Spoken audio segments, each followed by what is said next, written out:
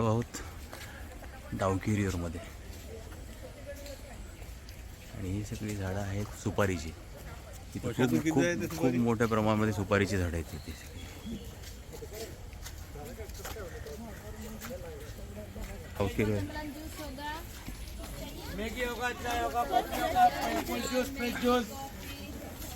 रिव्हरला जाताना हे सगळं असा हा बाजार,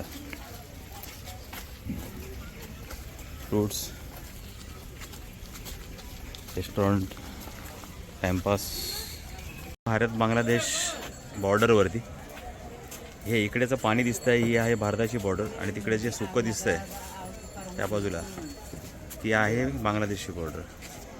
तर इथे एक तुम्हाला BSFचे जवान उभे आहेत इथे